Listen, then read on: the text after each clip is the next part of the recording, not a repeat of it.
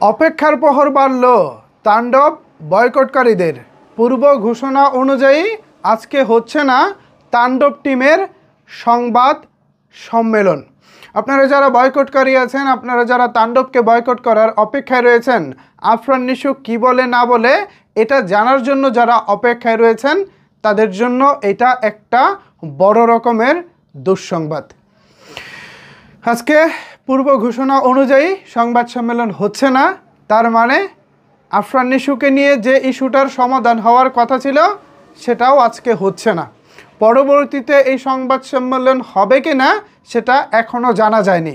এখন সিদ্ধান্ত আপনাদের, আপনারা তাণ্ডব বয়কট করবেন নাকি তাণ্ডবের সাথে থাকবেন, এটা একান্তই আপনাদের ব্যক্তিগত ব্যাপার। আর আমার দিক থেকে যদি আমাকে বলেন, যতক্ষণ না মেগাস্টার শাকিব খান নিজের মুখে তিনি বলতেছেন যে আমি তাণ্ডবের সাথে নাই, ততক্ষণ পর্যন্ত আমি তাণ্ডবের সাথে আছি। আপনারা কে বয়কট করবেন, কে সাথে থাকবেন, সেটা যার যার একান্তই ব্যক্তিগত ব্যাপার। এখানে আমার কিছুই বলার নাই। আপনারা সাথেও থাকতে পারেন, নাও থাকতে পারেন। এখানে আপনাদেরকে ফোর্স করার কিছু নাই, ভাই থাকতে হবে ভাই, বা থাকবেন না এরকম বলার কোনো সুযোগ নাই। এটা আপনাদের মন মর্জি।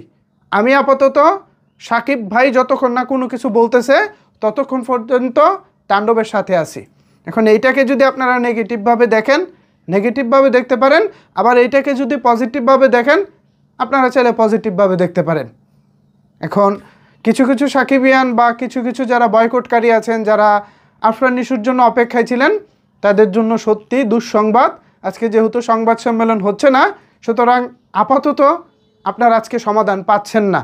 আমার কাছে সর্বশেষ যে তথ্যটা রয়েছে সেই তথ্য অনুযায়ী, পূর্ব ঘোষণা অনুযায়ী আজকে 3 মে তাণ্ডব টিমের সংবাদ সম্মেলন করার কথা ছিল, সেটা আসলে হচ্ছে না। জানি এই খবরে বয়কটকারীরা আরও ক্ষেপে যাবেন, এটা নিয়ে আরও বেশি নেগেটিভিটি করবেন, কিন্তু দিন শেষে একটি কথা মনে রাখবেন, তাণ্ডব শাকিব খানের সিনেমা। এখানে শাকিব খান এই সিনেমার 90%-এরও বেশি জুড়ে আছে। যার নামের উপরে সিনেমা, যাকে উপলক্ষ করে পুরো সিনেমা দাঁড়িয়ে থাকে, এটা কিন্তু তার সিনেমা।